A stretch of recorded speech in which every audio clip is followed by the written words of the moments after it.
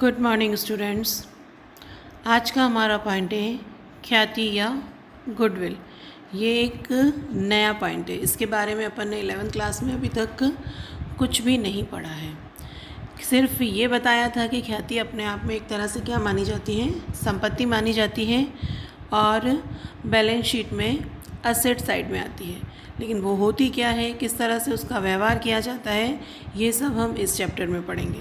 और सबसे इम्पॉर्टेंट बात है कि ख्याति का समायोजन करना आना बहुत ज़रूरी है।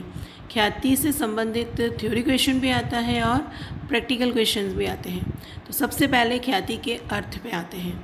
ख्याति एक अदृश्य संपत्ति है जिसका वर्णन करना सरल है लेकिन परिभाषा देना कठिन है। अदृश्य संपत्ति है यानी हमें दिखाई नहीं देती है, ऐसी संपत्ति है जिसका वर्णन करना सरल है लेकिन परिभाषा, उसकी कोई डेफिनेट परिभाषा तो नहीं दे सकते।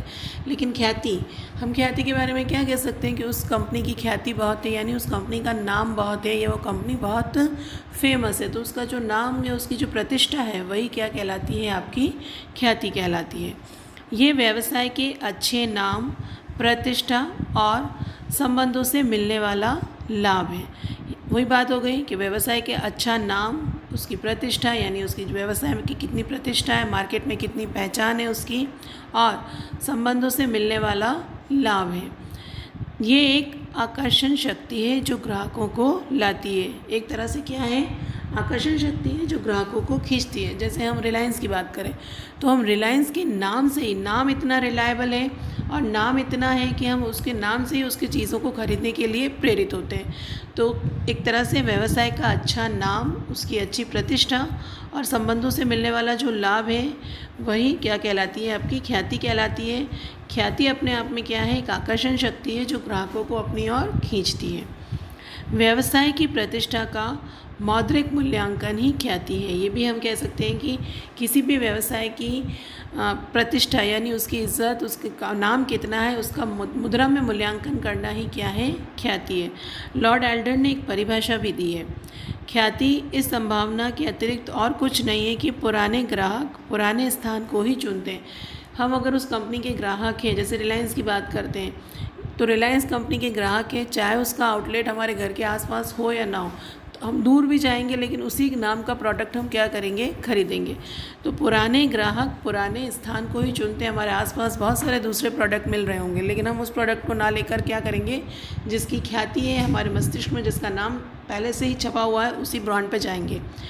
तो ये ख्याति, तो वापस क्लियर करती हूँ, ख्याति अपने आप में क्या है, एक अदृश्य संपत्ति है, दिखाई नहीं देती है लेकिन इसका मौद्रिक मूल्य है। और यहाँ ख्याति का मूल्यांकन इसलिए करना पड़ेगा क्योंकि प्रत्येक व्यवसाय की अपनी एक प्रतिष्ठा होती है, तो उस प्रतिष्ठा को मौद्रिक रूप में मूल्यांकित करके हमें ख्याति का मूल्य निकालना पड़ेगा। अब आते हैं ख्याति की विशेषताओं की ओर। ख्याति की पहली विशेषता है कि व्यवसाय की क्या है, अदृश्य या अमूर्त संपत्ति। अमूर्त यानी जिसे हम देख नहीं सकते या छू नहीं सकते। ये एक मूल्यवान संपत्ति है, जो कि इसका मुद्रिक मूल्य है, मुद्रा में इसको नापा जा सकता है, इसलिए ये क्या मानी जाएगी, एक मूल्यवान संपत्ति मानी जाएगी। ये अधिक लाभार्जन में सहायक होती है, यानी लाभ कमाने में सहायता देती है। जितना ज़्यादा नाम होगा उतना ही उस कंपनी की लाभ क्षमता क्या होगी, अधिक मानी जाएगी। चौथा, एक ऐसी आकर्षण शक्ति है जो कि ग्राहकों को उनके पुराने स्थान पर लेके आती है। अर्थ में बता दिया कि एक आकर्षण शक्ति है जो अपने ग्राहकों को उसकी ओर खींचती है। इसका मूल्य क्या होता है, परिवर्तित होता रहता है। अब लगातार इसका मूल्य में भी क्या आता है, परिवर्तन हो जाता है। बाज़ार की कंडीशन को देखते हुए कभी मूल्य बहुत अधिक बढ़ भी जाता है, कभी मूल्य क्या हो जाता है, कम हो जाता है। तो इसका मूल्य क्या होता है, परिवर्तित होता रहता है। अब ख्याति के बारे में क्वेश्चन थ्योरी का भी आएगा और प्रैक्टिकल का भी आएगा। तो ख्याति हमें पूरी क्लियर प्रैक्टिकली भी पढ़नी है और थ्योरी पोर्शन भी इसका पूरा पढ़ना है। अगला पॉइंट है ख्याति के मूल्य को प्रभावित करने वाले तत्व। ये मैं कह रही हूँ कि ख्याति का मूल्य क्या होता है, परिवर्तित होता है, तब उसके मूल्य को कौन कौन प्रभावित करेगा, ये वाला पॉइंट। पहला है व्यवसाय का सुविधाजनक स्थान। जितनी ज़्यादा आसानी से हम उस जगह पर पहुंचेंगे, उस जगह की उस वस्तु की ख्याति क्या होगी, अपने आप उतनी ही अधिक होगी। दूसरा है प्रबंध की कुशलता। जितना अधिक उसका प्रबंध होगा, अच्छी तरह से कुशलता रूप से प्रबंध किया जाएगा, उस व्यवसाय की ख्याति बढ़ी हुई होगी। व्यवसाय की दीर्घकालीन अवधि यानी लंबे समय तक जो व्यवसाय चल रहा है उसकी ख्याति भी क्या होगी, बहुत अधिक होगी। फिर व्यवसाय की प्रकृति, वस्तु की प्रकृति, वस्तु कौन सी प्रकृति की है उसकी वो भी डिपेंड करता है ख्याति के मूल्य पर। लाइसेंस का होना, अगर आपने लाइसेंस वाला बिजनेस कर रहा है तो आपका बिजनेस की ख्याति या गुडविल बहुत वैल्यू वाली होगी। एकाधिकार, अगर आपका एकाधिकार है उस वस्तु पर, आपके अलावा और कोई नहीं बनाता है तो उस वस्तु के एकाधिकार होने की वजह से भी ख्याति का मूल्य क्या होगा, बढ़ा हुआ होगा। जोखिम की मात्रा, जोखिम, ग्राहक हमेशा कम जोखिम चाहता है, तो जितना उस वस्तु को खरीदने में जोखिम की मात्रा कम होगी उतना ख्याति की वैल्यू क्या होगी, बढ़ी हुई होगी।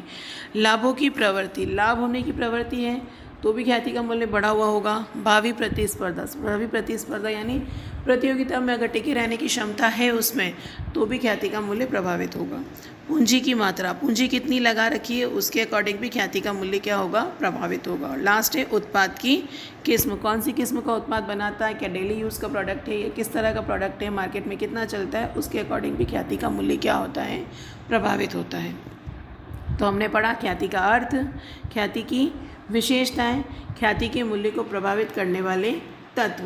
अब आता है ख्याति के मूल्यांकन की आवश्यकता। ये थ्योरी हो सकता है कि ख्याति के मूल्यांकन की आवश्यकता क्यों पड़ती है, क्यों इसकी ज़रूरत है, कि हमें इसका मूल्य क्यों निकालना पड़ता है।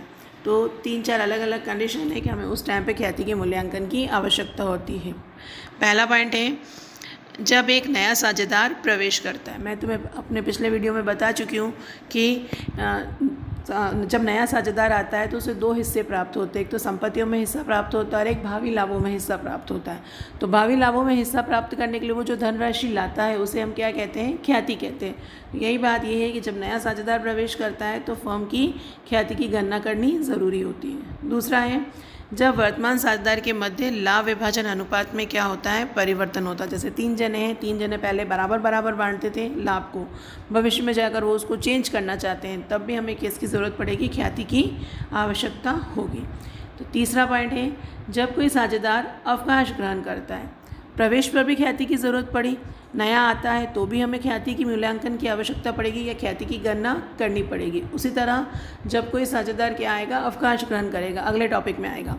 जब साझेदार अवकाश ग्रहण करता है या फर्म को छोड़ के जाता है अथवा साझेदार की क्या हो जाती है, मृत्यु हो जाती है।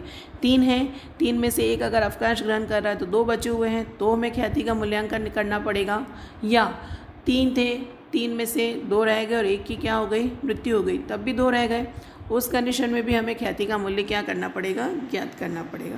फिर चौथा पॉइंट है जब फर्म का व्यवसाय बेचा जाता है, तीनों साझेदार मिलकर अपने फर्म को क्या कर रहे हैं, बेचना चाहते हैं, ख़त्म करना चाहते हैं और ऐसा का ऐसा बिजनेस किसी और व्यक्ति को बेच देते हैं। तो फर्म की जो पहले से स्थापित ख्याति है उस ख्याति के नाम से ही ग्राहक आएंगे, ग्राहकों को ये फ़र्क नहीं पड़ेगा कि मालिक चेंज हो गया, उस नाम के अकॉर्डिंग आएंगे। तो उस वक्त भी हमें ख्याति का क्या करना पड़ेगा, मूल्य निकालना पड़ेगा। तो जब फर्म का व्यवसाय किसी और को बेचा जाता है तो उस टाइम भी ख्याति के मूल्यांकन की ज़रूरत पड़ती है। और 5वां लास्ट पॉइंट है जब 2 फर्मों का एकीकरण हो जाता है, यानी 2 अलग अलग फर्म मिलकर एक ही फर्म के रूप में आ जाती है, तो दोनों की ख्याति अलग अलग होगी। तो ऐसी दशा में दोनों अलग अलग फर्मों की ख्याति का मूल्य निकाल कर उसके अकॉर्डिंग समायोजन करने पड़ते हैं। तो ख्याति के मूल्यांकन की आवश्यकता वैसे चैप्टर के अकॉर्डिंग देखें और हमारे सिलेबस के अकॉर्डिंग देखें तो तुम्हें स्टार्टिंग के 3 या 4 पॉइंट में ही ख्याति की ज़रूरत पड़ेगी। पहला पॉइंट जब नया साझेदार प्रवेश करता है तो हमें ख्याति की मूल्यांकन करना पड़ता है। दूसरा है जब वर्तमान साझेदार के मध्य लाभ विभाजन अनुपात में परिवर्तन होगा तो हमें ख्याति का मूल्यांकन या ख्याति का मूल्य ज्ञात करना पड़ेगा। और तीसरा पॉइंट जब कोई साझेदार अवकाश ग्रहण करता है या साझेदार की मृत्यु हो जाती है तो हमें ख्याति का मूल्य ज्ञात करना पड़ेगा। सिलेबस में चौथा और 5वां पॉइंट हमारे पास नहीं है कि फर्म का व्यवसाय बेचा जाता है तो किस तरह से करेंगे, या 2 फर्मों का एकीकरण हो जाता है तो हमें किस तरह से करना है। हमारे पास उससे प्रवेश की बात आएगी, लाभ विभाजन अनुपात में परिवर्तन की बात आएगी, या फिर किसी साझेदार की मृत्यु हो जाती है या साझेदार अवकाश ग्रहण कर लेगा तो ख्याति का मूल्यांकन करना पड़ेगा। ये पॉइंट्स हमें सॉल्व करने पड़ेंगे प्रैक्टिकली। तो ख्याति का अर्थ, ख्याति क्या है, अपने आप में अदृश्य संपत्ति है लेकिन मूल्यवान संपत्ति है, देखी नहीं जा सकती लेकिन संस्था की लाभ को प्रभावित करती है। फिर ख्याति की मूल्यांकन कब कब करना पड़ता है, जब हमें नया साझेदार प्रवेश करता है, जब पुराने साझेदारों के लाभ विभाजन अनुपात में परिवर्तन हो रहा हो, जब कोई साझेदार अवकाश ग्रहण करता हो यानी फर्म को छोड़कर जा रहा हो या किसी साझेदार की क्या हो गई है, मृत्यु हो गई हो, तो ऐसी दशा में हमें ख्याति का मूल्यांकन करना पड़ेगा। और ख्याति के मूल्य को प्रभावित करने वाले तत्व भी हमने पढ़ लिए। अब हम अगला जो पॉइंट पढ़ेंगे वो ख्याति के प्रकार और ख्याति के मूल्यांकन की प्रकृति के बारे में पढ़ेंगे कि ख्याति कितने प्रकार की हो सकती है और ख्याति का प्रकृति क्या है या ख्याति क्या होती है। ख्याति के प्रकार। ख्याति के दो प्रकार होते हैं, एक तो होती है क्रय की गई ख्याति और एक स्वअर्जित ख्याति। पहला पॉइंट है क्रय की गई ख्याति। किसी व्यवसाय को क्रय करते समय यदि क्रय प्रतिफल व्यवसाय की शुद्ध संपत्तियों के मूल्य से अधिक है तो यह अधिक ही क्रय की गई ख्याति कहलाती है, यानी goodwill equal to purchase consideration minus net assets. वापस रिपीट कर रही हूँ, क्रय की गई ख्याति। किसी व्यवसाय को क्रय करते समय यदि क्रय प्रतिफल व्यवसाय की शुद्ध संपत्तियों के मूल्य से अधिक है तो ये अधिक की क्रय की गई संपत्ति कहलाती है। जैसे एक एग्जांपल लेते हैं कि अगर एक व्यवसाय की सभी संपत्तियों का योग करते हैं, सभी संपत्तियों का योग करते हैं और योग आता है आपके पास 2 लाख रुपए, उसमें से लायबिलिटीज़ को माइनस करना पड़ेगा। अगर उस कंपनी की या उस फर्म की लायबिलिटी 50,000 रुपये है तो ऐसी दशा में 2 लाख में से 50,000 रुपये हम क्या करेंगे, माइनस कर देंगे। तो 50,000 रुपये माइनस करने पर कितना आएगा, 1,50,000 रुपये। यानी उस संपत्ति को खरीदने पर हमें कितने पैसे देने हैं, क्रय प्रतिफल के रूप में 1,50,000 रुपये देने हैं। लेकिन यहाँ अगर सामने वाला व्यक्ति 1,50,000 रुपये ना देकर 1,70,000 रुपये देता है तो ये जो 20,000 रुपये का मूल्य ज़्यादा दे रहा है, ये जो 20,000 रुपये अधिक मूल्य है वो मूल्य क्या बन जाएगी, उसको फर्म की ख्याति बन जाएगी। तो ऐसी ख्याति को हम क्या कहेंगे, क्रय की गई ख्याति। कैसे होगा, संपत्तियों का मूल्य मान लो 1 लाख रुपए है, दायित्व उस कंपनी के या उस फर्म के 50,000 रुपये। तो संपत्तियों में से दायित्व को माइनस करते हैं तो हमारे पास क्या आती है, पूंजी का मूल्य आता है। तो 2 लाख में से 50,000 रुपये अगर हम माइनस करते हैं तो 1.5 लाख रुपये बनता है। तो सामने वाले व्यक्ति को 1.5 लाख रुपये चुकाने थे, अब अगर वो 1.5 लाख रुपये की जगह 1,70,000 रुपये चुकाता है तो क्रय प्रतिफल यहाँ पर क्या हो गया, बढ़ गया। 1,50,000 रुपये देने थे जिसकी जगह वो 1,70,000 रुपये दे रहे। तो जो वो एक्स्ट्रा पैसा दे रहा है 20,000 रुपये, वो एक्स्ट्रा पैसा उस फर्म की क्या कहलाएगी, ख्याति कहलाएगी। ऐसी ख्याति को क्रय की गई ख्याति कहते हैं। अब ये ख्याति के बारे में और क्या है, ये किसी व्यवसाय के क्रय करने पर उत्पन्न होती है, यानी दूसरे के व्यवसाय को खरीदने पर उत्पन्न होती है।